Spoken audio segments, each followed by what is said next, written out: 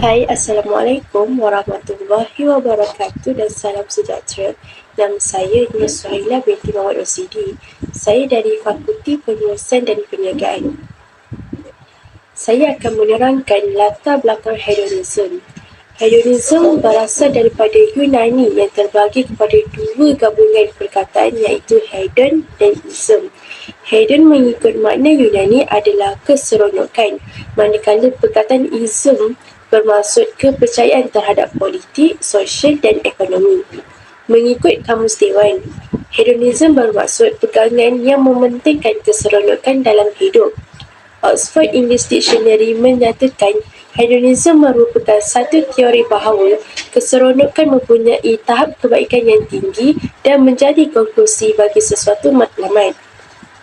Secara amnya, hedonisme merupakan fahaman tentang kesenangan adalah tujuan hidup yang sebenar. Sejarah berkaitan hedonisme bermula daripada zaman sebelum Masihi dan rentetannya pada zaman Renaissance di Eropah. Sejarah ini dimulakan oleh Socrates, Aristippus dan Epicurus sebelum diguna pakai ketika zaman Renaissance di Eropah oleh pembesar-pembesar Eropah ini. Bagi ahli-ahli falsafah, hedonisme merupakan kenikmatan yang menjadi keperluan dalam hidup, tetapi ianya memerlukan batasan dalam mencapainya. Ketika muncul zaman Renaissance, hedonisme telah disalahertikan dalam bentuk materialistik. Oleh itu, hedonisme kini telah menjadi perkara yang negatif, terutamanya dalam kalangan belia kerana konsepnya telah dipesongkan dari zaman Renaissance lagi. Seterusnya, saya akan menerangkan tentang sejarah dan tokoh ahli falsafah fahaman hedonisme. Okey, sejarah hedonisme ni bermula apabila para ahli falsafah menjalankan kajian terhadap keseronokan dan mewujudkan fahaman masing-masing terhadap hedonisme. Beberapa orang tokoh hedonis Yunani telah membahaskan mengenai keseronokan dan kesengsaraan. Antaranya ialah Socrates, Aristippus, Epicurus, Jeremy Bentham, James Mill dan lain-lain. Aristippus dan Epicurus merupakan pengetua sekolah pemikiran falsafah iaitu Cyrenaics dan Epicurus. Mereka telah menggariskan keseronokan dan kesengsaraan sebagai konsep penting dalam sistem pengajian mereka. Ahli falsafah percaya bahawa hedonisme wujud dalam dua bentuk, iaitu hedonisme psikologi dan hedonisme etika. Hedonisme psikologi ini percaya bahawa manusia secara fitrahnya mempunyai sesuatu yang difikirkan dan boleh membawa kebahagiaan kepada mereka. Bentuk hedonisme ini dikenali sebagai hedonisme egoistik. Hedonisme etika pula percaya bahawa individu terlibat dalam tingkah laku yang mungkin boleh menimbulkan kebahagiaan kepada mereka.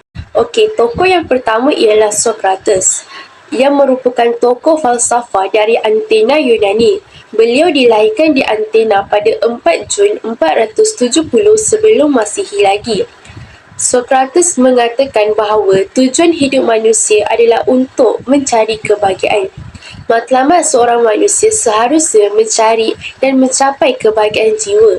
Pada pandangan Socrates, dalam mencapai kebahagiaan, kita perlu mengenali diri sendiri.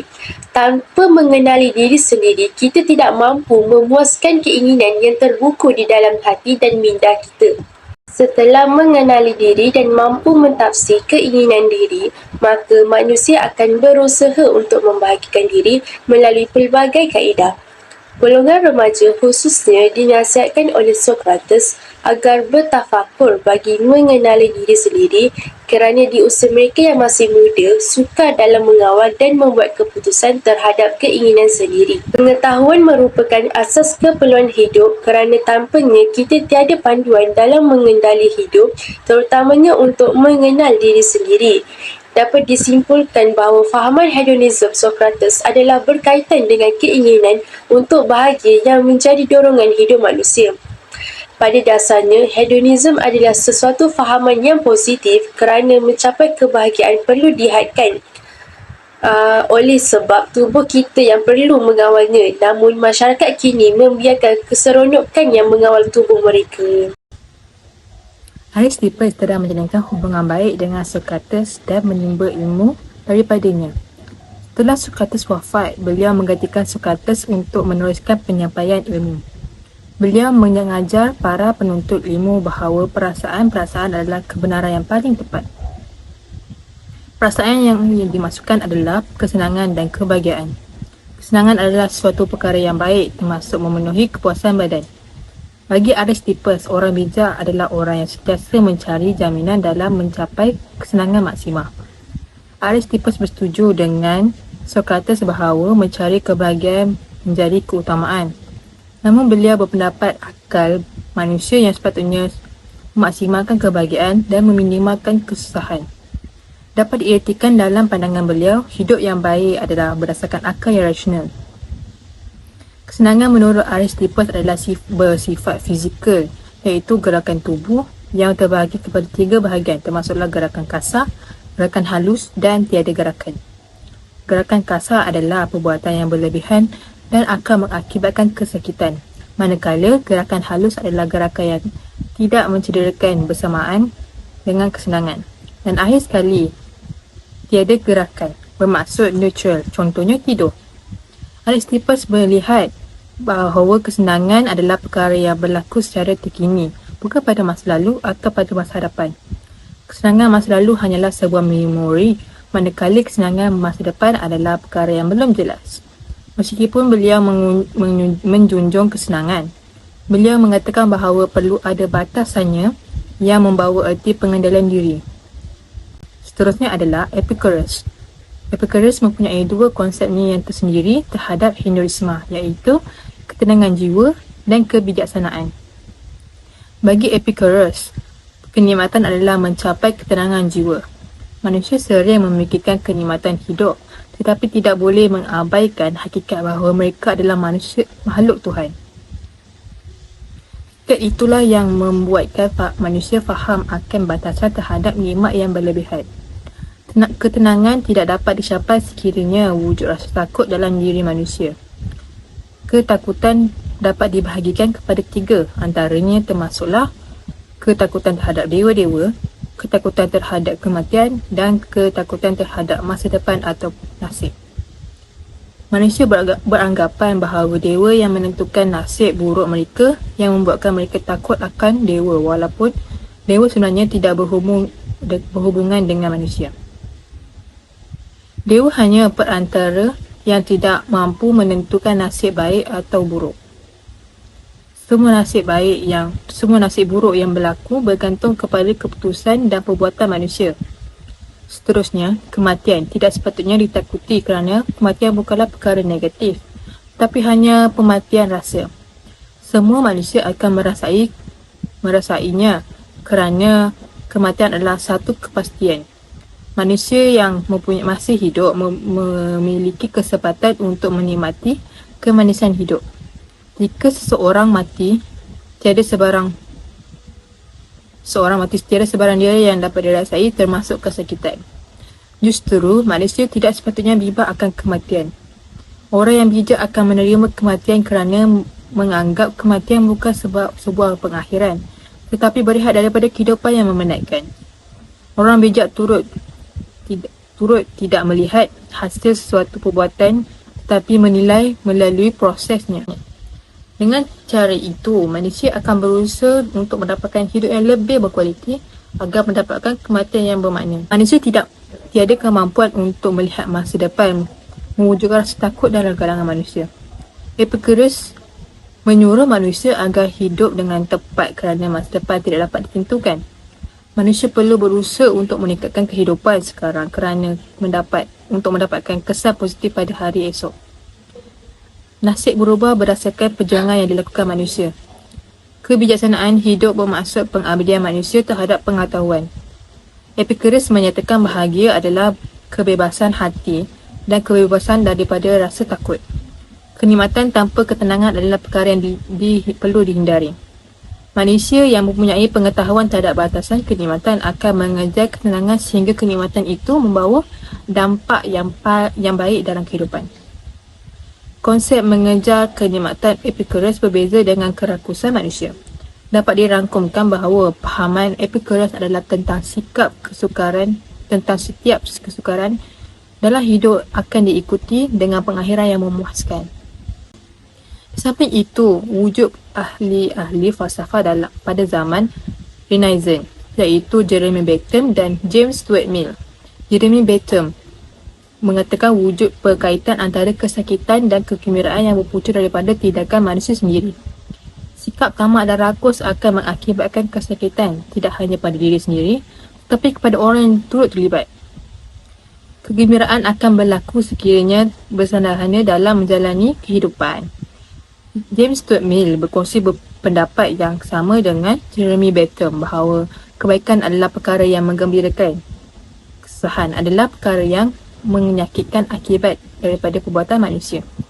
Manusia sering mencari kesenangan dan mengelak kesakitan.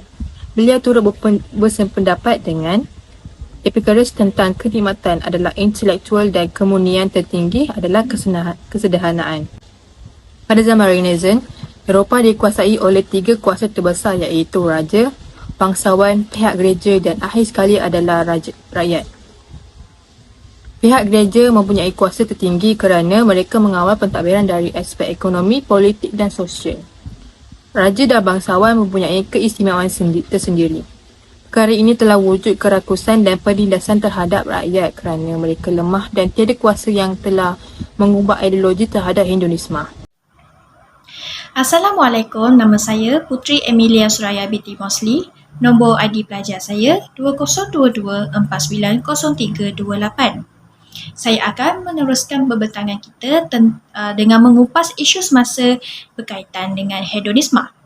Okay, seperti yang kita telah pelajari tadi, banyak tokoh-tokoh kita yang mengatakan bahawa hedonisme adalah satu perkara yang positif kerana ia membawa keseronokan kepada manusia.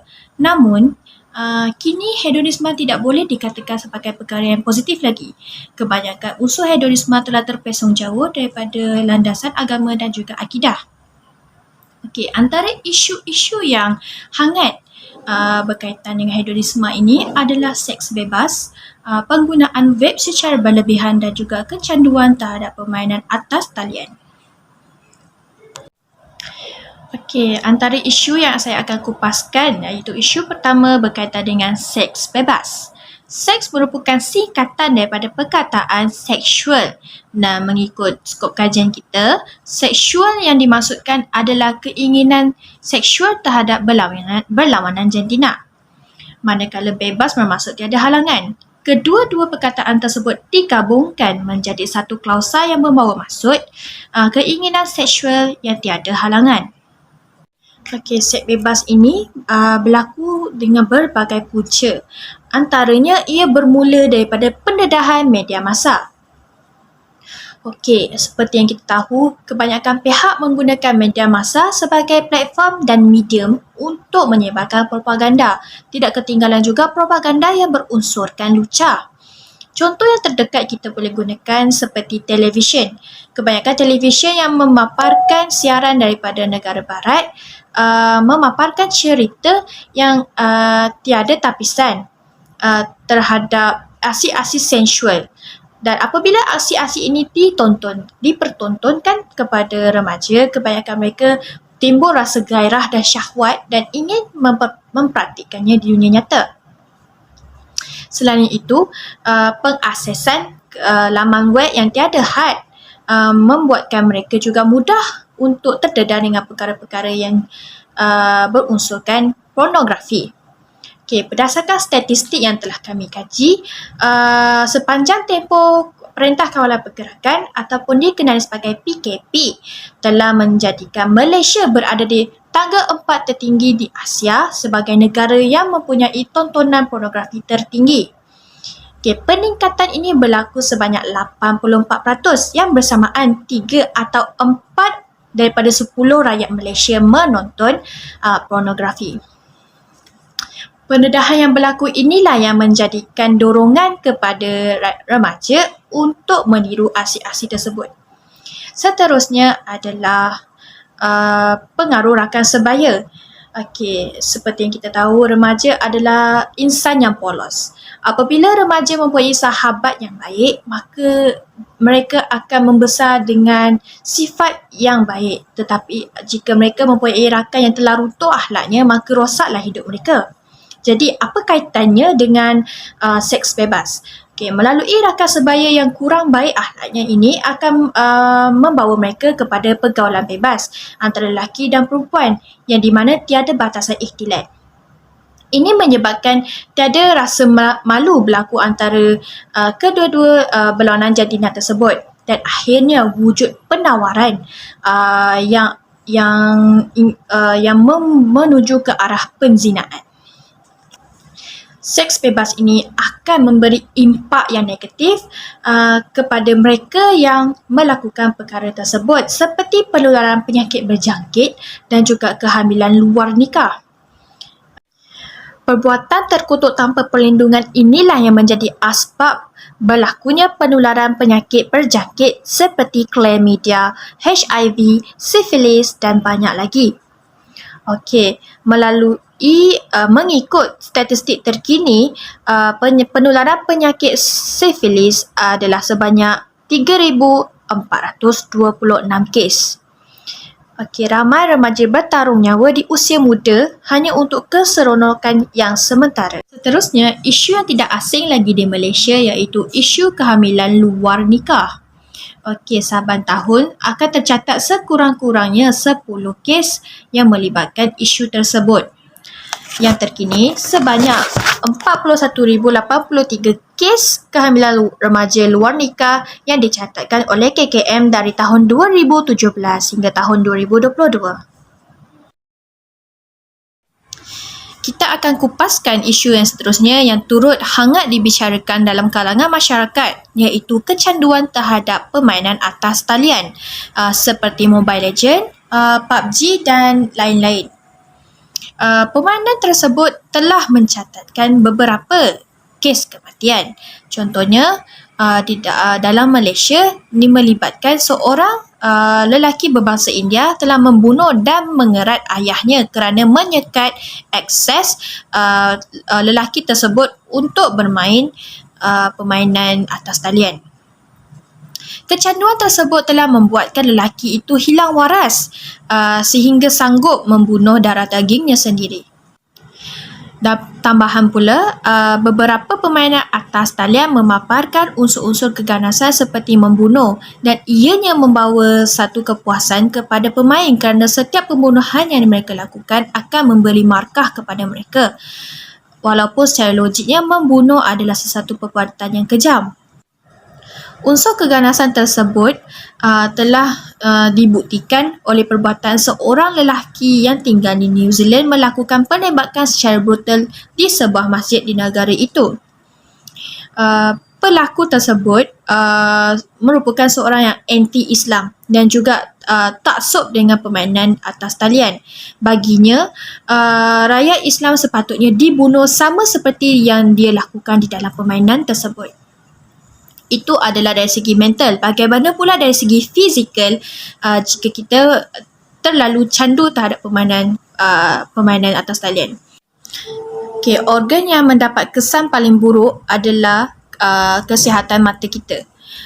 Kerana ramai remaja sanggup untuk tidur demi mendapatkan ranking tertinggi dalam permainan atas talian.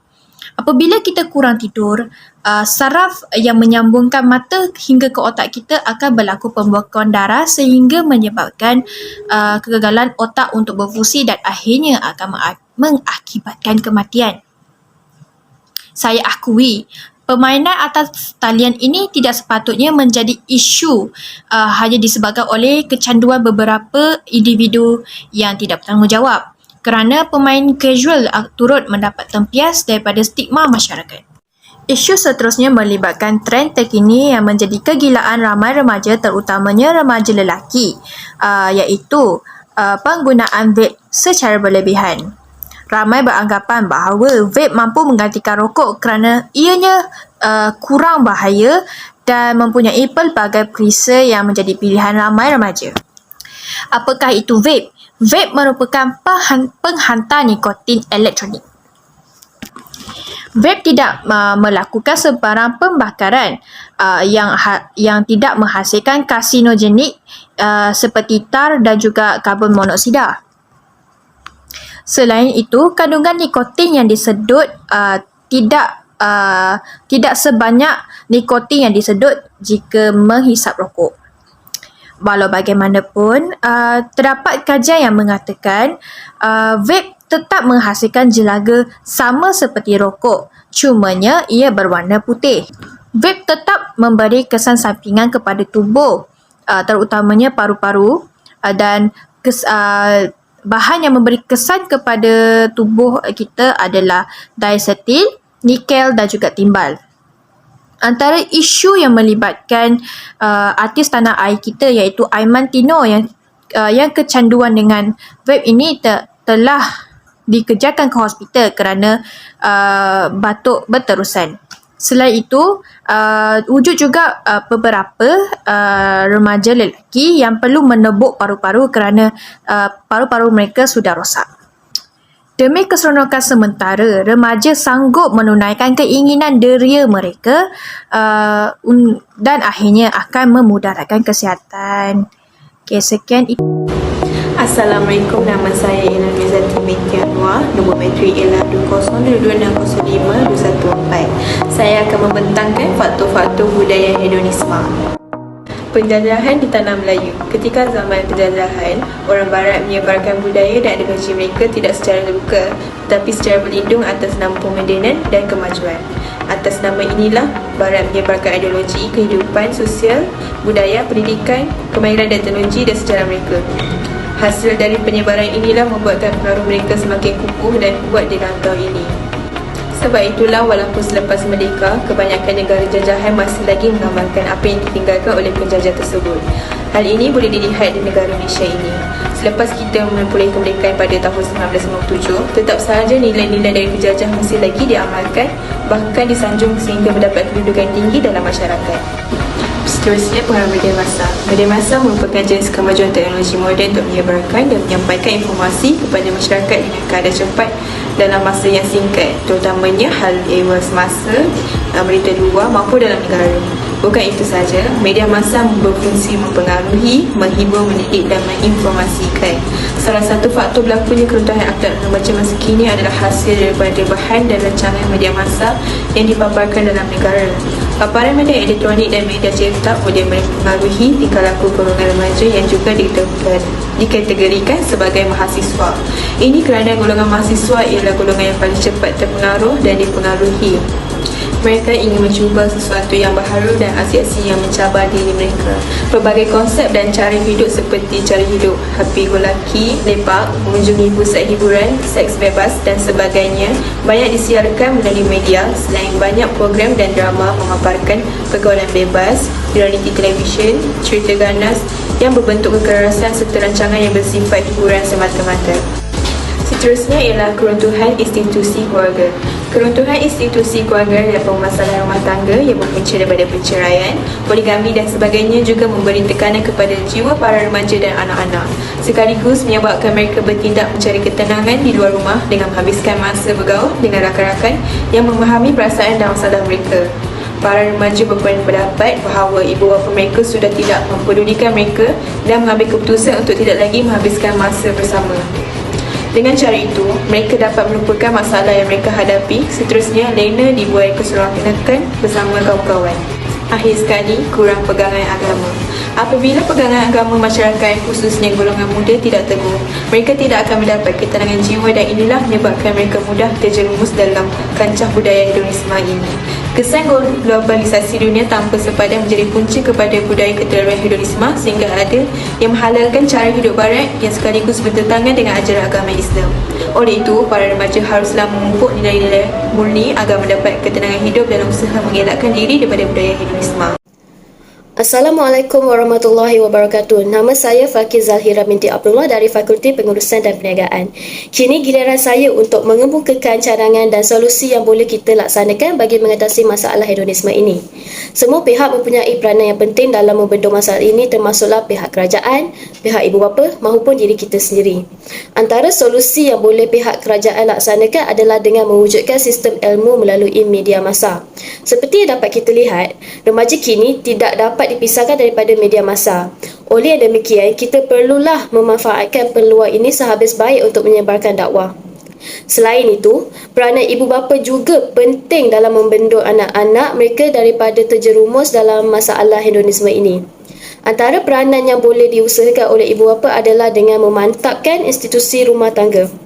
Hal ini boleh dilaksanakan dengan cara ibu bapa mengawasi dan bersama-sama membantu anak mereka dalam proses menguruskan kehidupan seharian mereka. Dengan ini, ibu bapa akan menjadi lebih peka akan perubahan anak-anak mereka serta dapat membendung gejala negatif tersebut. Akhir sekali, tanggungjawab diri sendiri juga memainkan peranan yang penting dalam usaha mengatasi masalah hedonisme ini. Sebagai contoh, seseorang individu perlulah menanam sifat cinta akan ilmu pengetahuan. Kesannya, individu tersebut akan lebih faham dan cakna akan kesan negatif yang bakal dihadapi pada masa akan datang. Kesimpulannya, hedonisme menggariskan keseronokan sebagai asas utama kehidupan.